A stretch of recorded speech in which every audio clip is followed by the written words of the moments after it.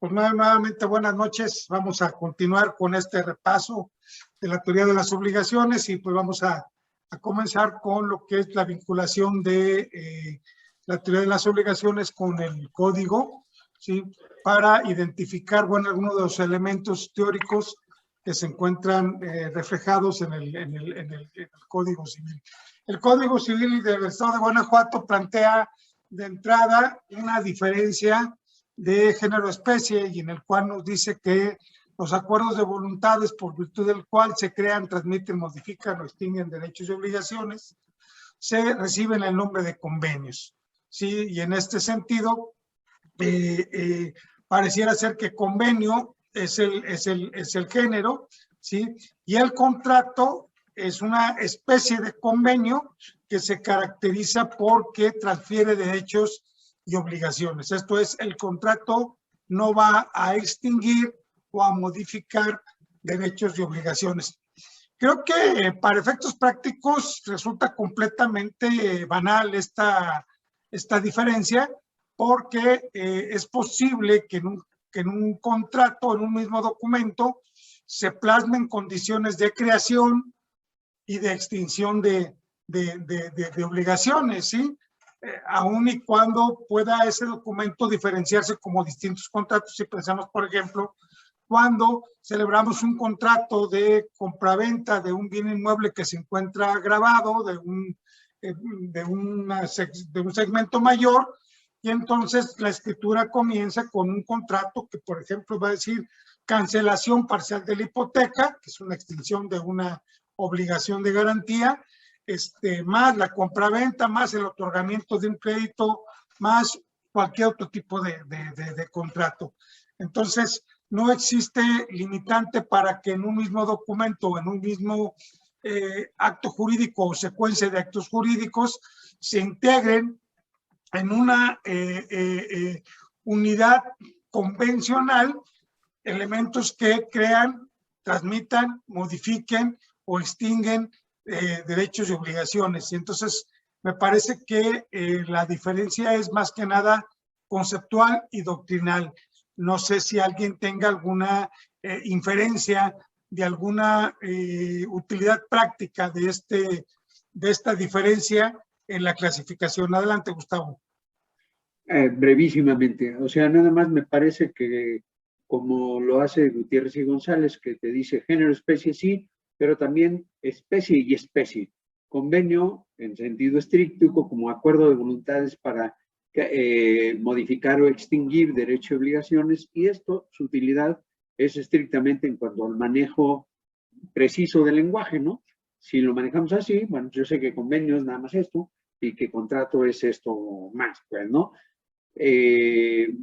Pero subsistiría ahí la situación de que, ¿qué pasa cuando tiene un poco de uno y del otro? Pues, ¿no?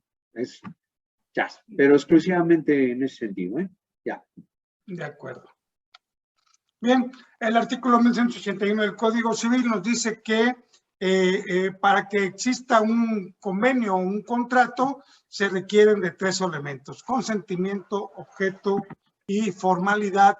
Esta formalidad es un requisito de existencia solamente en aquellos casos en los que la ley establece la solemnidad como requisito. Básicamente encontramos dos tipos de contratos de esta naturaleza, que es el matrimonio y que es el testamento.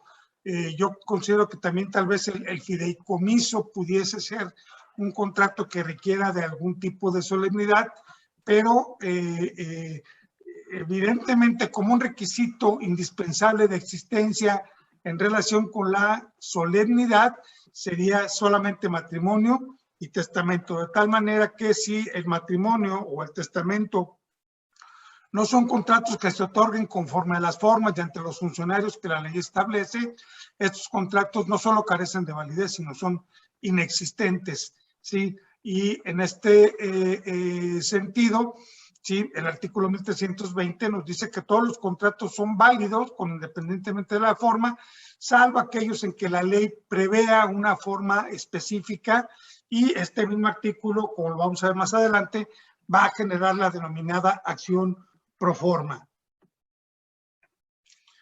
En cuanto a los requisitos, adelante, Gus. Nada más una, y no incluirías, o por alguna razón no incluirías ahí en lo de solemnidad, el divorcio por mutuo consentimiento, que al fin y al cabo también deriva de un acuerdo de voluntades tal cual, ¿no?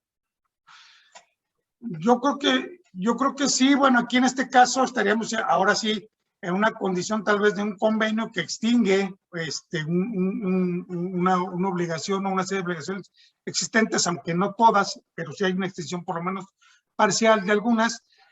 En este sentido, definitivamente que en el sistema jurídico mexicano, evidentemente que sí sería un requisito la forma, salvo aquellas legislaciones que admiten el repudio como forma de extinción del matrimonio, en el cual básicamente pues basta con que se exprese en forma pública que ya no quiere seguir la persona unida en matrimonio para que el matrimonio se disuelva. Pero por al menos en México, conforme a la ley mexicana, sí coincido contigo en que estaríamos el divorcio o voluntario como un acuerdo de voluntades que genera extinción y que requiere para su existencia y su validez el otorgamiento de la forma. ¿Sí? Ok, gracias. En cuanto a lo que existe validez son la capacidad de las partes, porque las partes pueden expresar consentimiento, pero si no son capaces, su consentimiento no es válido. La ausencia de vicios del consentimiento, esto es que el consentimiento sea puro, libre, sin coacción, sin presión, sin engaño, sin error.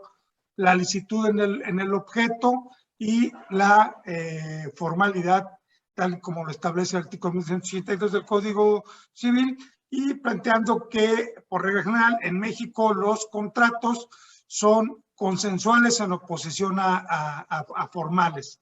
Vamos a ver esto un poquito más adelante.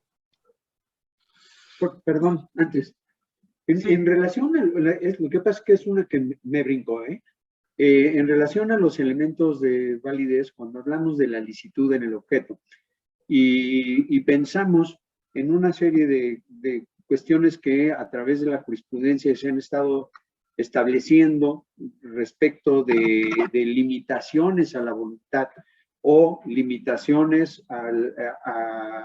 es decir, al pacto que hacen las partes. Estoy pensando en el convenio sobre intereses que se vincula a lo de los derechos, a los derechos fundamentales y el interés usurario. Entonces esto, es decir, me parece como que últimamente, a partir de esta perspectiva de los derechos humanos, se introducen elementos de licitud o ilicitud del objeto derivado de interpretación de normas relacionadas con derechos fundamentales, pues, ¿no?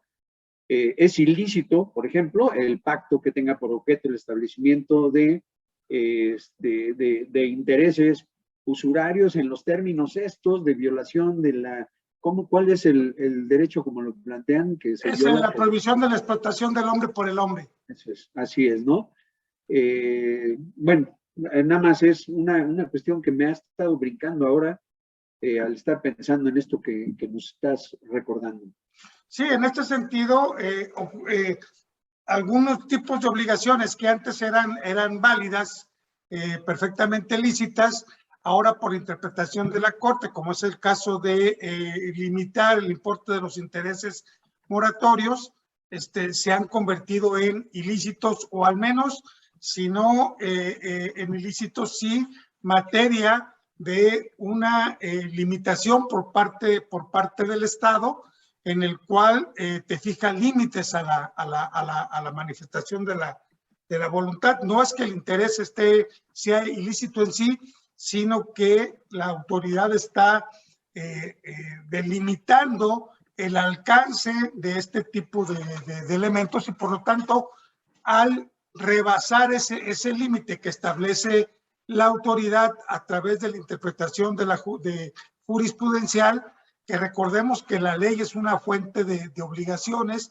y entonces en ese sentido es la obligación de respetar una conducta de no hacer, como lo veíamos en la sesión anterior. El hecho de que se quebrante esta prohibición de no hacer, de excederse en el importe de de los intereses, evidentemente eso convierte en ilícito el objeto del contrato hasta el límite que la propia interpretación jurisprudencial ha establecido.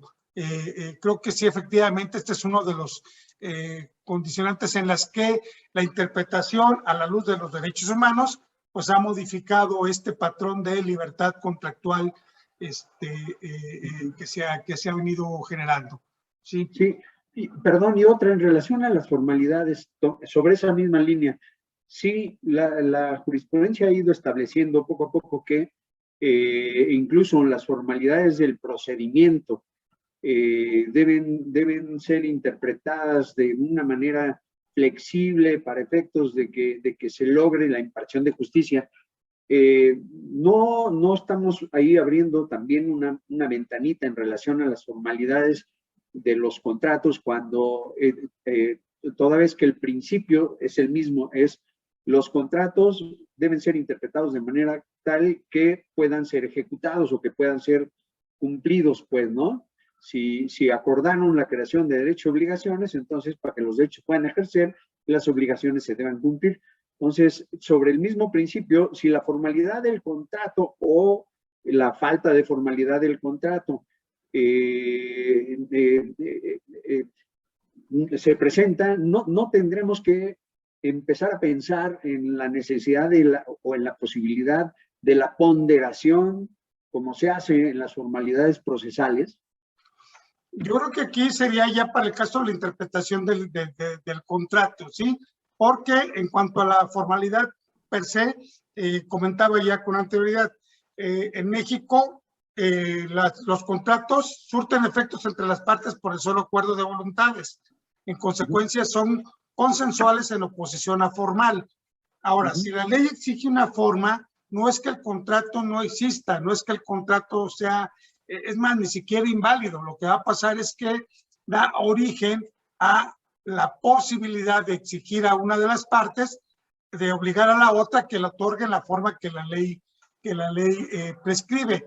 Yo creo que aquí un principio pro actione en atención a la simplificación de las formalidades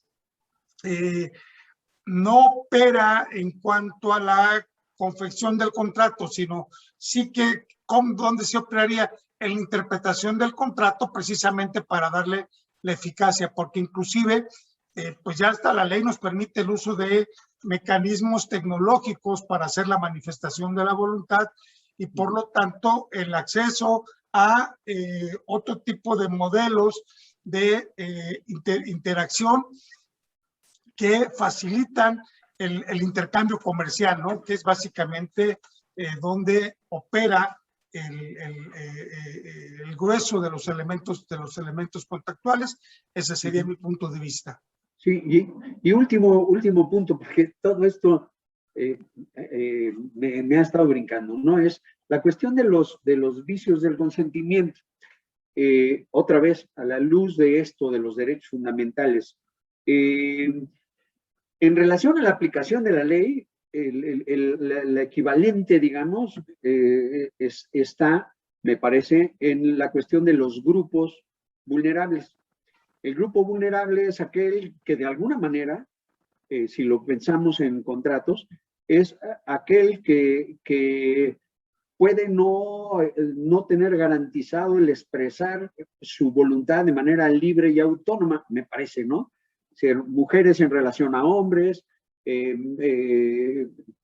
adultos mayores en relación a sujetos en pleno goce de sus facultades, indígenas en relación a no indígenas, etcétera, ¿no? O sea, como que ahí se abre también un espacio, ¿no? Como para invocar cosas desde esa perspectiva, planteándolos no exactamente como vicios, pero sí, como situaciones que pueden viciar el consentimiento, me parece, al menos en el argumento.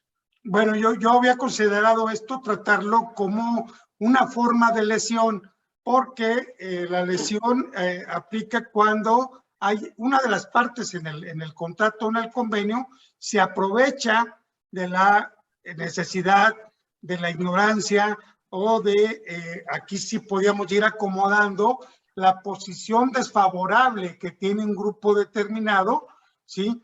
Para obligarlo a que lleve o celebre a cabo o un contrato que no quiere celebrar o un contrato en condiciones que le son completamente desventajosas, ¿no?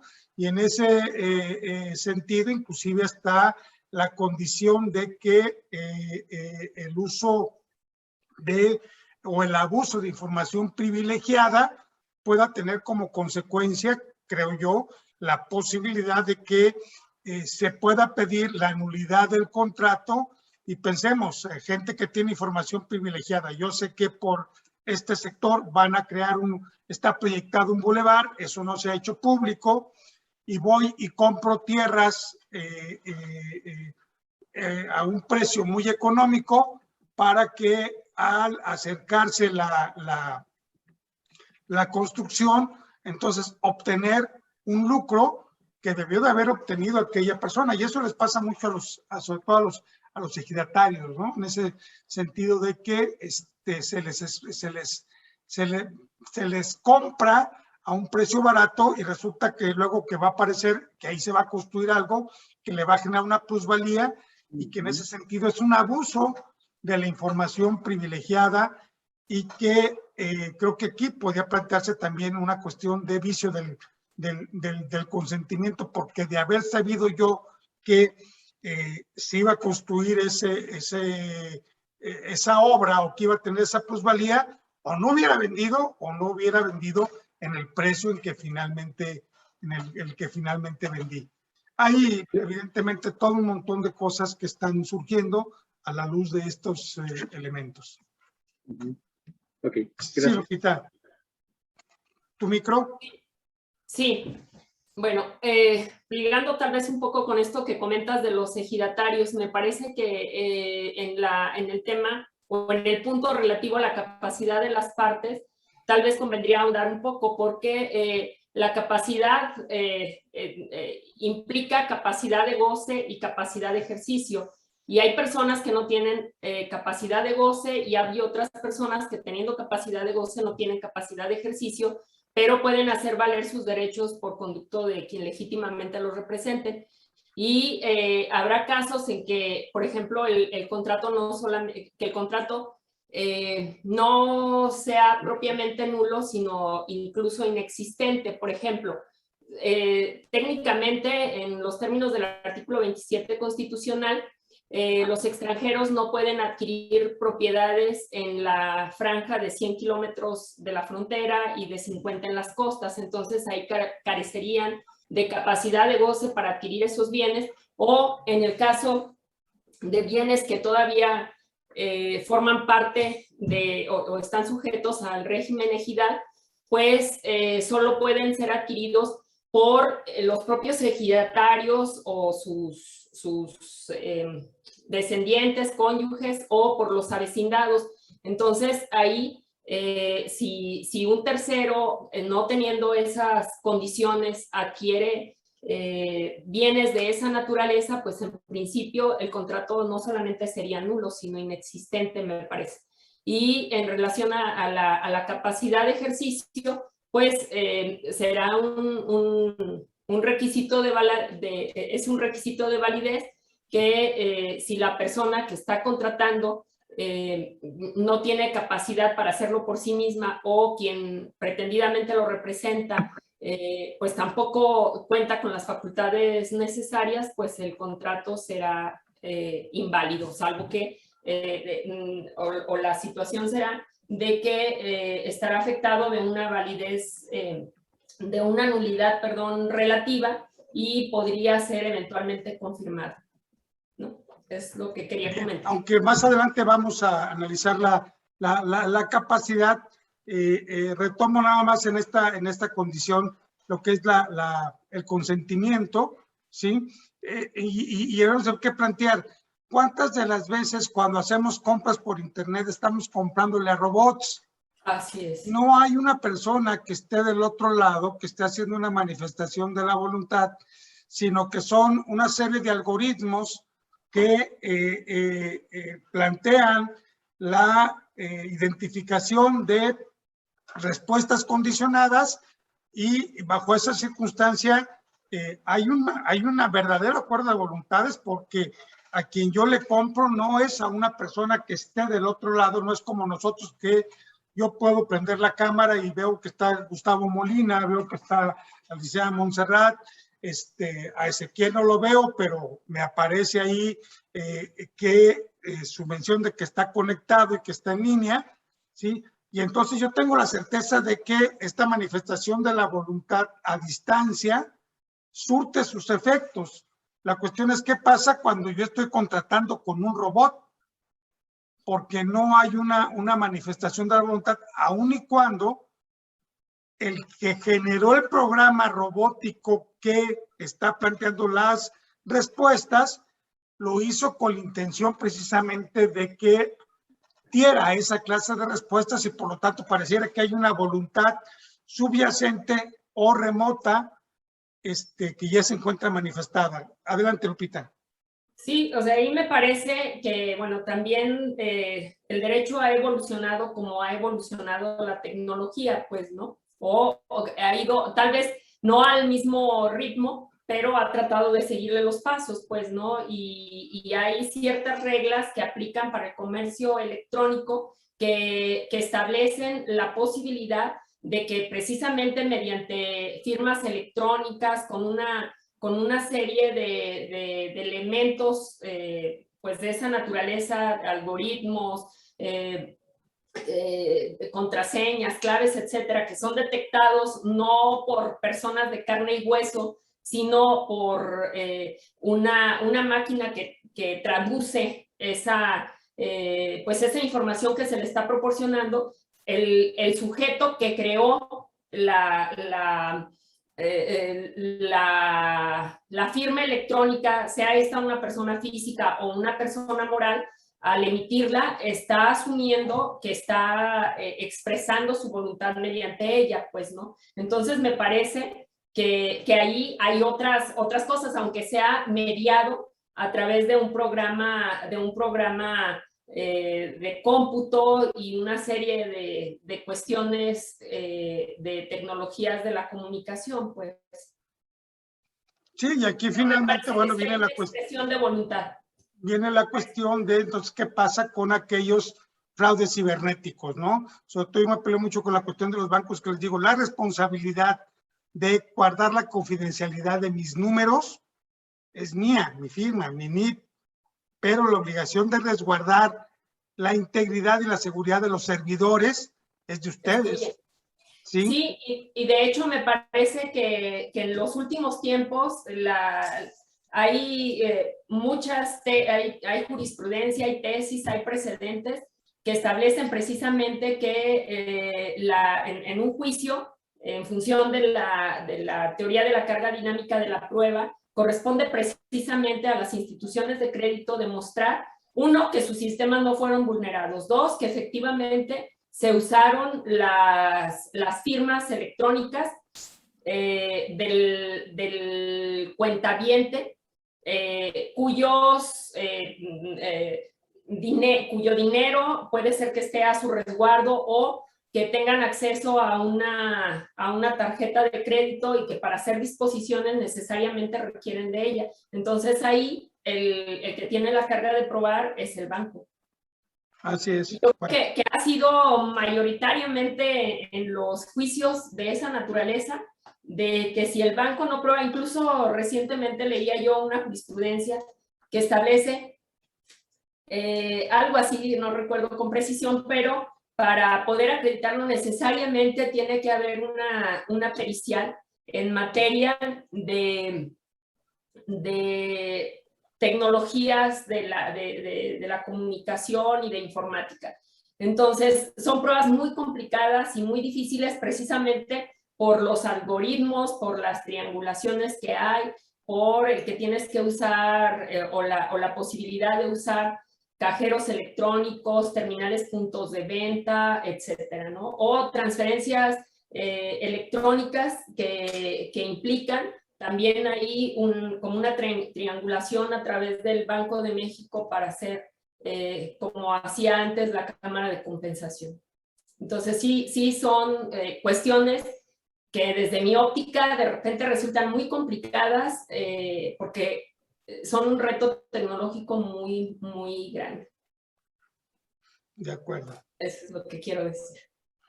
Bien, hay varios principios que rigen la teoría de las obligaciones y es el principio consensual, por ejemplo, previsto por el artículo 1183 del Código de Comercio, que establece que los contratos se perfeccionan y surten efectos entre las partes por el mero consentimiento, ¿sí? Entonces, ningún contrato, aún inclusive el de compraventa que requiere que se otorgue en escritura pública cuando se trata de un bien raíz o o algún otro tipo de forma, o que deba de constar por escrito, se excede de 1,000 pesos, etcétera. El contrato existe, tiene un vicio de validez que tendrá que ver con la condición de la forma, pero el contrato per se existe y en ese sentido,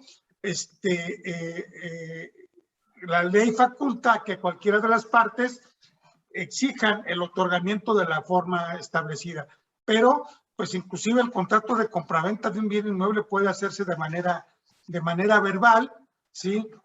Y en ese contexto el contrato es perfectamente válido entre las partes. Aquí hay que entender que es válido entre las partes, pero no puede surtir efectos contra terceros, que esa es una de las condicionantes que vamos a analizar de las obligaciones y de los contratos y los convenios en relación con terceros. En principio, solamente afecta a las partes contratantes, ¿sí? Y en este contexto, el principio pacta sunt servanda, que es que los contratos deben de ser fielmente cumplidos, nos establece el artículo 1183 que los contratos, desde que se perfeccionan, obligan a las partes no solamente aquello que expresamente hubieran pactado, sino también a las consecuencias que según con su naturaleza sean conformes a la equidad, a la buena fe, a la costumbre, al uso o a la ley. Y traigo aquí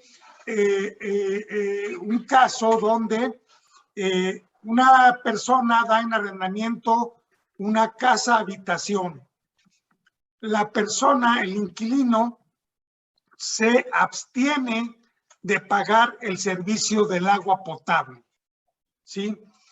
Yo llego y digo, vengo a demandar la rescisión del contrato de arrendamiento en virtud de que hay un incumplimiento sustancial, porque de acuerdo a la costumbre y de acuerdo a la naturaleza y de acuerdo a la equidad, pues si el inquilino es el que está usando el agua, pues él es el que la debe de pagar, porque es un consumo personal, ¿sí? Pues juez, magistrado, y en amparo me dijeron que no tenía la razón, que si el contrato no especificaba que el inquilino se obligaba a pagar el consumo del agua, luego entonces esa obligación recaía, ¿sí?, sobre el propietario, ¿no? Bajo ese esquema, creo que aquí sí hay que tener mucho en cuenta que hay cláusulas esenciales en los contratos que definen su propia naturaleza. Hay cláusulas convencionales que requieren de tener un acuerdo expreso entre las partes para que existan. Hay cláusulas accidentales y hay cláusulas complementarias. Aquellas cláusulas que no se pacten entre las partes, pero que la ley específicamente las considere como que forman parte de la naturaleza del contrato, entonces, aunque las partes no los hayan pactado o no hayan establecido en el documento o en la manifestación de la voluntad, esas hipótesis, por disposición de la ley, operan como cláusulas necesarias que van a estar insertas. Y evidentemente, a todo lo que sea consecuencia derivado del principio de causalidad, que la causa de la causa es causa de lo causado, y como consecuencia yo tengo que responder de aquellas obligaciones que sean conforme a la consecuencia o una derivación directa del contrato, salvo que sea una condición que las partes puedan pactar que expresamente renuncian a ese tipo de condición. Voy a poner otro ejemplo, ¿sí? Aunque yo no ponga que respondo del saneamiento por la evicción, la ley me dice, no importa que no lo pongas, ¿sí? El vendedor siempre responderá del saneamiento cuando existiere evicción. Y como consecuencia de ello, si el comprador pierde la propiedad del bien adquirido por un derecho declarado judicialmente y que es anterior a la compraventa, tiene que responder de daños y perjuicios. Pero se puede renunciar. Yo puedo expresamente pactar que relevo al vendedor del derecho, de la obligación de saneamiento, perdón. Y en ese sentido, esta obligación queda eximida de integrarse al contrato, pero requiere de una manifestación perfectamente expresa en la voluntad plasmada. Existe el principio res inter alios acta, que implica que los contratos solo surten efectos entre las partes que los celebran. Esto es importante porque yo no puedo obligar a un tercero con mi simple manifestación de la voluntad, si él a su vez no manifiesta su voluntad de querer obligarse solidariamente para conmigo. En esta circunstancia, si yo no puedo, por ejemplo, llegar y decir que designo a Gustavo Molina como mi fiador, ¿sí? Si Gustavo Molina no expresa la voluntad de constituirse como fiador. Entonces, los contratos solamente surten efectos entre las partes contratantes, y los terceros que se beneficien con el contrato tienen acción para exigir su cumplimiento. Y en ese contexto, esos terceros bastaría con que acreditaran con qué se benefician con el exigir el cumplimiento del contrato para que puedan tener legitimación procesal, legitimación ad causam y legitimación ad processum para exigir el cumplimiento del contrato. Y en este esquema, si yo me beneficio, tendría que plantear ese tipo de demostración para poder acceder a reclamar el cumplimiento del contrato.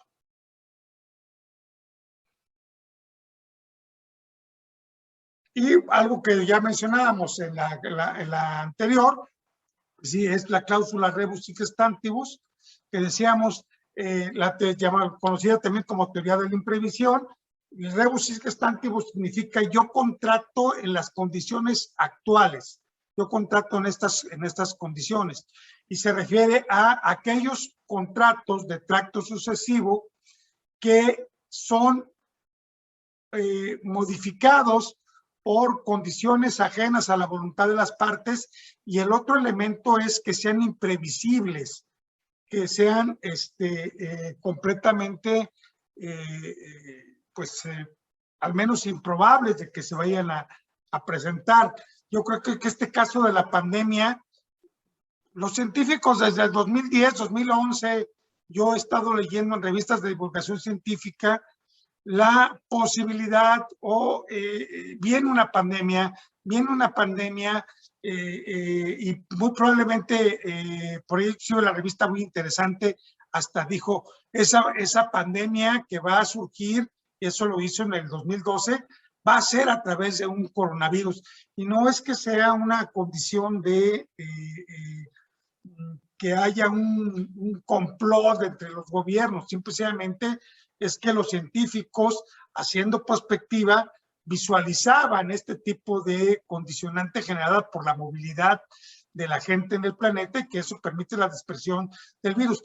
El hecho de que hubiese ese tipo de advertencias, como el de que tal vez algún día nos caiga un meteorito que genere un desastre catastrófico, bueno, lo sabemos, pero sigue siendo de naturaleza imprevisible en el sentido de que al menos la probabilidad de que acontezca es tan extremadamente remota que no vale la pena considerarla. Quizás sea más fácil considerar la posibilidad de una devaluación o una crisis económica que una condición de una nueva pandemia o de la caída de un meteorito, o bueno, nos está, por ejemplo, ahorita en Guanajuato los terremotos que nos han azotado en estos últimos 4 días, que son muy leves, pero evidentemente, bueno, son situaciones en las que a lo mejor hasta la semana antepasada a nadie se le hubiera ocurrido pensar en la posibilidad de que un terremoto pudiese generar,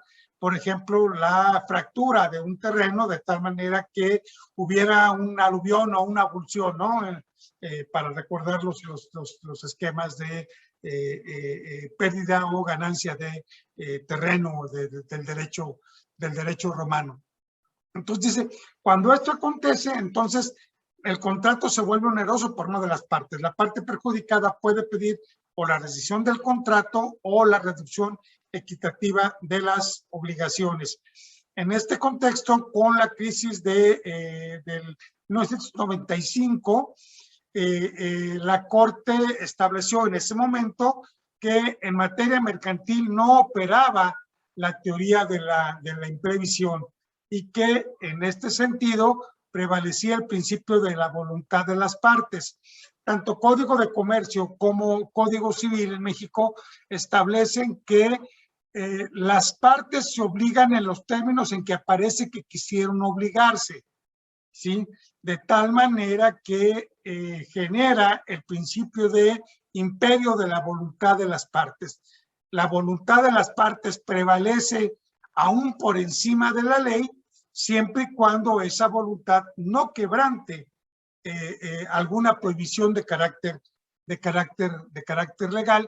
Pero yo creo que ahora con este tema de los derechos humanos, evidentemente que se plantearía la posibilidad de buscar más una condición de equilibrio y de justicia en los contratos, más que una notoria utilidad.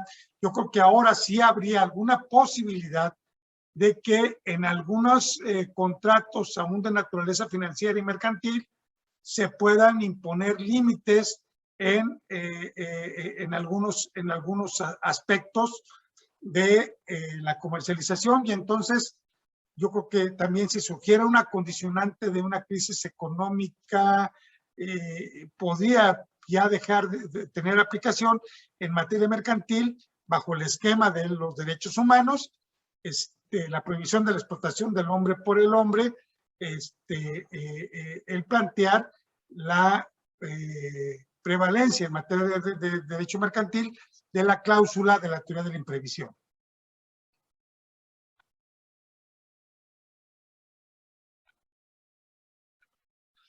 Y el principio, sí, Gustavo, tu micro está apagado.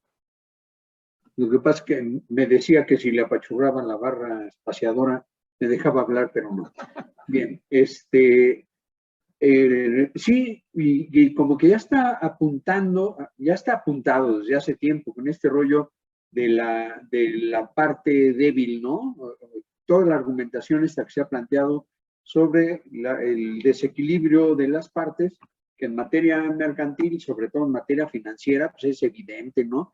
Que entre un banco y un acreditado hay una enorme diferencia en cuanto a posibilidades incluso de entender lo que se está manejando ahí, pues, ¿no? Y coincido totalmente.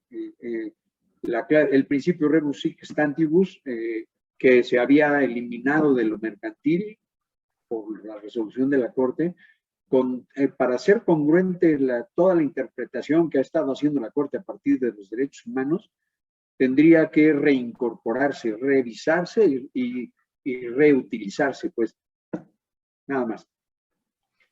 Ok. Bueno, está también el principio de bilateralidad que establece que la validez y el cumplimiento de los contratos no pueden dejarse al arbitrio de uno de los contratantes, de tal manera que, pues, inclusive cuando se pusiese la cláusula de que la eficacia del contrato o del convenio dependen de la voluntad de una de las partes, pues esa cláusula se tiene por no puesta. Aquellas cláusulas por virtud de las cuales una de las partes obtiene todas las ganancias y el otro todas las pérdidas, pues en ese sentido esas cláusulas son nulas. Y bajo este esquema, lo que se plantea va de la mano con la cláusula de pacta sunt servanda, en el sentido de que los contratos deben de ser fielmente cumplidos, pero también plantea la condición de prohibir que el acreedor ponga obstáculos al deudor para el cumplimiento de la obligación, ¿sí? ¿Por qué razón? Porque debe de permitirse la libre manifestación de la voluntad y el cumplimiento espontáneo y voluntario, sin mayores obstáculos, porque lo decíamos, sobre todo, por ejemplo, en el caso de aquellos prestamistas que cobran intereses, no les interesa tanto el pago del capital, sino que les sigan pagando intereses, que es propiamente su negocio, y entonces pueden impedir o poner obstáculos al pago, y en ese contexto creo yo que opera este principio de bilateralidad.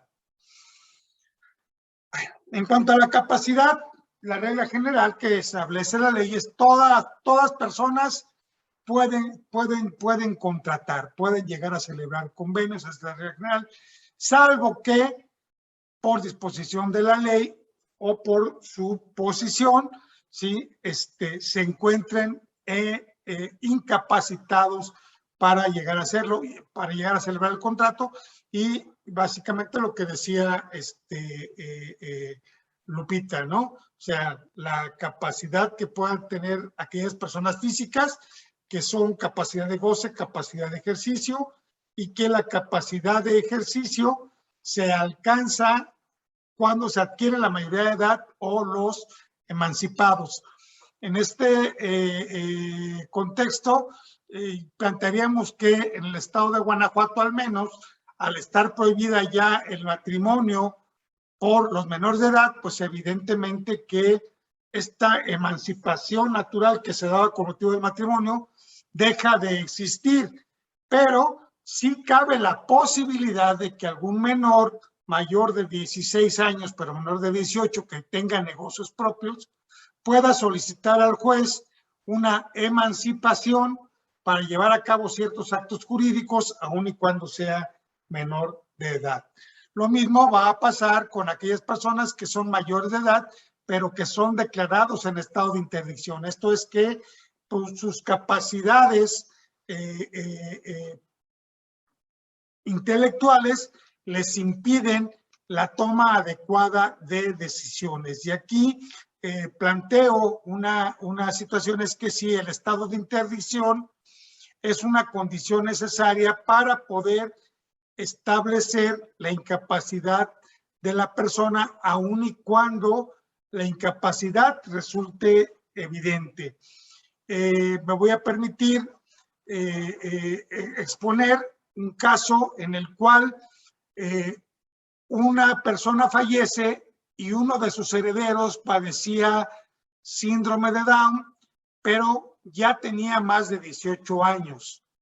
Al momento de denunciar la sucesión, solicitamos de un médico que expidiera un certificado de que dicha persona tenía esa clase de padecimiento, y con base en ese argumento le decimos al juez, te aclaramos que este heredero tiene este padecimiento y esta limitante, y por lo tanto aquí hay un documento médico que el médico está dispuesto a ratificar ante el tribunal, y te solicito que le designes un tutor especial para este negocio judicial. La respuesta del juez fue que la incapacidad de las partes solamente se acredita a través de la declaración del estado de interdicción, y bajo esa circunstancia que él no podía reconocer ninguna validez a la certificación que expedía el médico. Cuando llegamos a la Junta de Herederos, el juez se oponía a que expresara su voluntad esta persona en la junta, y bueno, pues traje a cuenta la propia manifestación del juez en el sentido de que él ya había declarado que solamente la declaración judicial de interdicción demostraba plenamente y jurídicamente la incapacidad de la persona. Creo que el juez se excedió de formalista, ¿sí?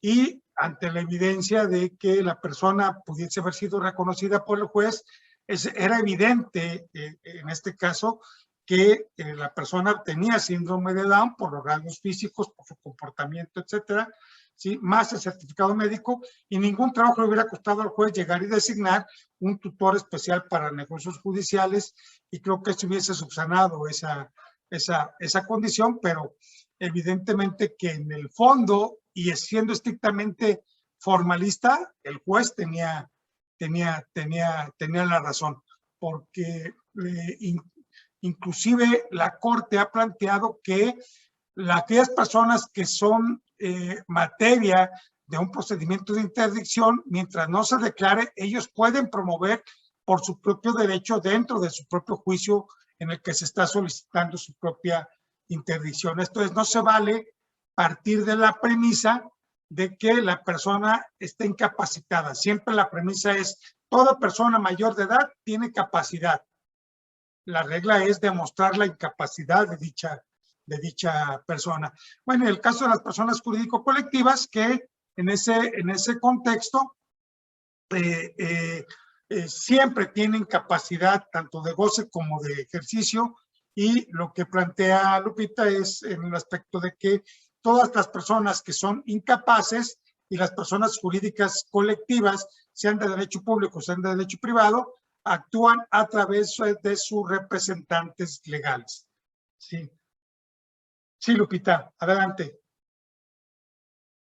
Me parece que en relación a esta parte que comentabas previamente de los mayores de edad en estado de interdicción, ahora habría que hacer una nueva revisión de jurisprudencia, que en tanto que se ha establecido, como tú mencionas, que por ejemplo en un juicio de interdicción, a la persona que se pretende sea declarada incapaz puede representarse por sí misma en el juicio, pero además, si mal no recuerdo, hay tesis que han establecido que la figura del estado de interdicción no es compatible con los derechos humanos de las personas pues con capacidades diferentes, como ahora se llama, o que implica una forma de discriminación, y que incluso algunas personas que han sido declaradas como en estado de interdicción deben ser su opinión o su voluntad debe ser tomada en cuenta para algún tipo de negocios, pues, ¿no? O sea, creo que hubo un caso importante en relación a una persona que tenía, ¿cómo se llama esto? Demencia senil, Alzheimer. No, esa me toca a mí. No te creas. De los niños que nacen, niños autistas con Asperger. Con Asperger.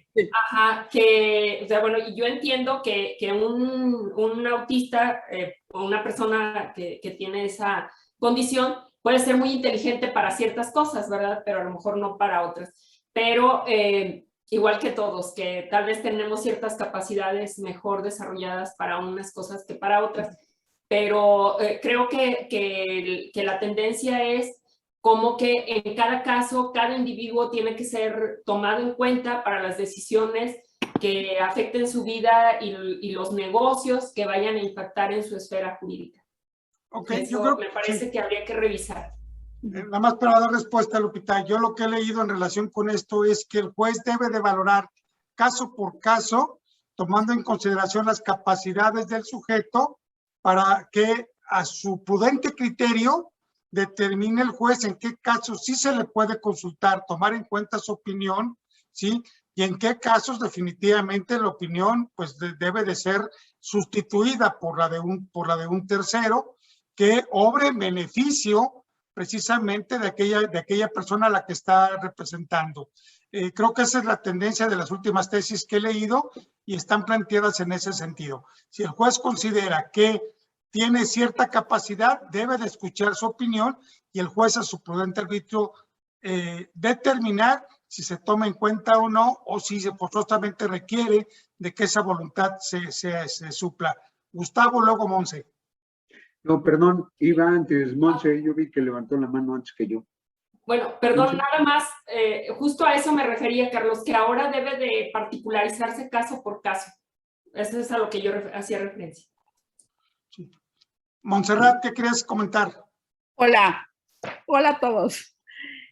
Sobre la tesis que comenta Lupita, está padrísima la ejecutoria, porque de hecho la forma de la narrativa es completamente, en palabras muy sencillas, y se dirige directamente al presunto interdicto que finalmente, bueno, no se declaró su interdicción a partir de eso, y estaría bien padre que la viéramos. Y otra cosa también es sobre esta cuestión de la mayoría de edad.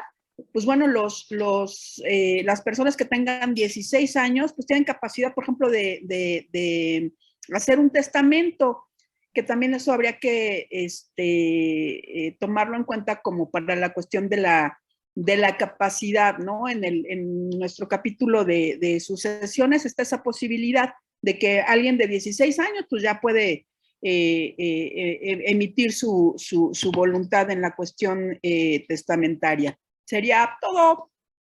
Listo. Gus.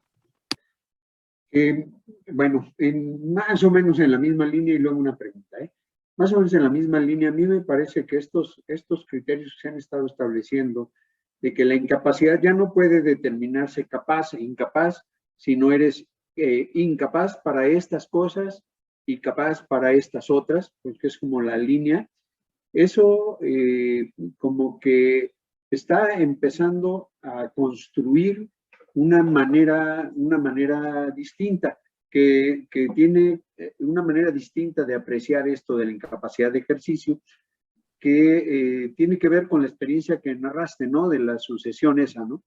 El juez dice, tienen que declararse la incapacidad, sí, pero a la hora de la hora, él, por su apreciación de la situación concreta, dice, ahí no puede emitir su voluntad. Chirrón. Es decir, el juez no entendió, o sea, actuó en la línea esa, me parece, aunque a lo mejor sin saberlo y sin darse cuenta que estaba actuando en esa misma línea, pues, ¿no? Nada más una como observación. Y luego una pregunta en relación a lo de los emancipados. Me pareció que dijiste, Carlos, que en una situación especial para poder hacer un negocio, un menor de edad, podría pedir algo así como una emancipación referida específicamente al negocio, digamos. Sí, bueno, no para un negocio específico. Lo que yo tengo entendido es que cuando un menor tiene bienes y es propietario, por ejemplo, de giros comerciales, etcétera, pues necesariamente para que su giro subsista requiere de que él haga manifestaciones de la voluntad.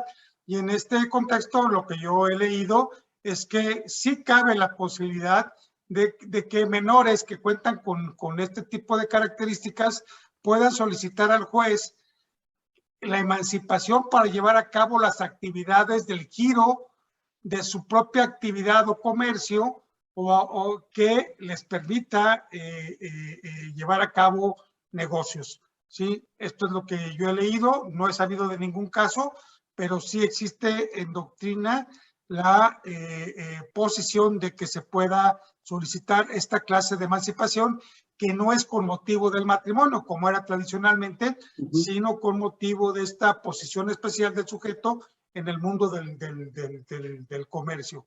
¿Sí? Aunque en el Código Civil del Estado de Guanajuato, me pierdo porque eliminaron todo lo que tiene que ver con emancipación, salvo el transitorio, ¿no? Que en el transitorio dice, si alguien está, pero pues eso ya pasó a la historia, está emancipado y todavía no cumple los 18 años, sigue siendo emancipado, ¿no? Algo así por el estilo. decía, no sé si el fundamento pudiera estarse vinculando con una disposición que creo que dice algo así como que el menor de edad que tiene el derecho de administrar sus bienes, los bienes propios adquiridos con su trabajo, una cosa y por el estilo, ¿no? Entonces, bueno, pero eso ya no es una emancipación, sino es una facultad expresa que ya tiene el menor de edad en esa circunstancia, ¿no? Aunque suena también en la misma línea de lo de los derechos humanos, todas estas limitaciones que la ley establecía, así como tajantes, antes de, después de, parece que con el lente de los derechos humanos se matizan y quedan así como veremos en cada caso en concreto, ¿no? Me parece. Aquí habría una limitante al libre desarrollo de la personalidad, precisamente al poner barreras a que la persona puede dedicarse a la producción de industria, comercio, que mejor la acomode siendo lícito, porque este derecho humano no es a partir de los 18 años, es a partir de que tú tienes la capacidad de poder disfrutar o disponer de bienes, aún aquellos que no sean solamente el producto de su trabajo, aquellos que han sido adquiridos, por ejemplo, por donación, por sucesión, etcétera, sí, y en ese sentido pueda tener la administración. Yo creo que aquí, ¿qué es lo que va a pasar? El estado de Guanajuato y todas las legislaciones deben de tener un sistema abierto de acciones en cuanto a los procedimientos. Yo puedo llegar y pedir la emancipación del menor y el juez no puede dejar de resolver. Recordemos que el Código de Procedimientos Civiles establece, ningún juez puede negarse a conocer de un asunto, ni siquiera alegando que ese asunto no se encuentra previsto en las normas jurídicas, porque tienes entonces precisamente estos esquemas de integración para colmar las condiciones no previstas por la norma jurídica y que le permitas a la persona el acceso a la justicia, además del principio de protección que impide que los formalismos denieguen el acceso a obtener una justicia pronta, completa, eficaz, etcétera. Y retomo un poco un ejemplo que tú nos diste cuando nos diste clase, Gustavo, que era de aquellos chicos menores de 12 años que trabajaban en una fábrica, me parece que es de cerillos, ¿sí? En los que la Corte llegó al absurdo, o el Tribunal Colegiado, creo, llegó al absurdo de declarar que, bueno, siguiendo la línea que dice Monse, ¿no? Dice, bueno, el menor de edad, mayor de 16, pero menor de 18 puede otorgar el testamento. Ok, el mayor de 14 años, de 15 creo que está ahorita, puede obligarse contractualmente para efectos del derecho del trabajo, con ciertas condicionantes.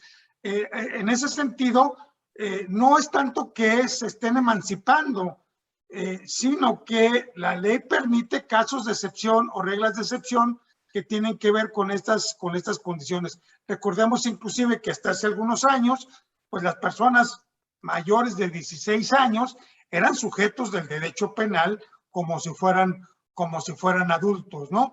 Entonces, en ese contexto, lo que sucede es que son casos en los que se va matizando y se tendrá que establecer la posibilidad de que esa persona pueda administrarse sin estar teniendo que recurrir en cada uno de los casos al juez para que le autorice la compra o la venta de sus bienes, ¿sí?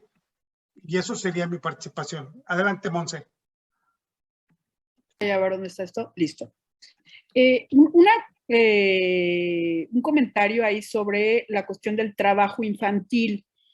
Es bien interesante esta parte de, bueno, en las cuestiones de hecho hay muchas niñas y niños que trabajan y hay un movimiento bien interesante en donde la niñez que está laborando ya desde muy chiquitos en América Latina dicen, a ver, espérenme, la gente dice que es un derecho humano el que la infancia ande corriendo feliz, pero las circunstancias propias de mi país me obligan a trabajar. Entonces, por favor, no me nieguen el derecho que yo debería de tener de estar inserto en el mercado laboral de una forma protegida, como son esta cuestión de los derechos como cualquier trabajador, con mínimos de seguridad social, mínimos de prestaciones. Y este movimiento se me hace bien interesante porque es un punto de vista bien, pues muy diferente, ¿no? Como una formalización que me parece que tiene que ver mucho como cuando había mujeres dedicadas a la prostitución, decían, a ver, no, pues necesito también que se me reconozca esto para poder acceder a seguridad social, un tal, como un trabajo, ¿no? Y creo que la movilidad económica y la realidad de hecho pues nos está rebasando, y en el trabajo infantil vería yo a lo mejor como la posibilidad de que después sí se revisara esta cuestión de la edad y cómo hacer un reconocimiento de lo que sí hay, porque el estar en esa supuesta protección, pues realmente lo estamos borrando, ¿no? De la posibilidad de que accedan a todo lo que tendrían derecho, ¿no? Como trabajadores. Sería mi comentario ahí. Gracias. Sí, yo creo que en ese sentido es una cuestión de reconocer una situación de hecho, que es lo que sucede, darle los derechos y todos los beneficios que tendría cualquier tipo de trabajador. Pensemos, por ejemplo, los campesinos del sur de la República, Oaxaca, Chiapas, Guerrero, que se van a las pizcas en el norte y que se van con toda la familia, y que niños de 8, 7, 6 años están colaborando en la pizca a ojos de los titulares de la fuente de trabajo, y yo creo que en ese sentido tendría que obligárseles a que se les pague un jornal, a que se les den prestaciones de seguridad social, y evidentemente reconocerles precisamente esta capacidad, ¿sí? Que lo que pasa es que luego es que es políticamente incorrecta, ¿no? Y por eso se juega con esa condición, y aparte, pues los patrones no plantean esta cuestión porque tiene un costo económico, ¿sí? Bueno, los menores e incapaces pues son representados a través de quienes son sus representantes. Básicamente vamos a encontrar que los menores son representados por quien ejerce la patria potestad, y los adultos o aquellos menores que no están siendo sujetos a patria potestad pues se encuentran sujetos a la institución de la tutela, por virtud del cual una persona con capacidad los representa en la celebración de los actos jurídicos.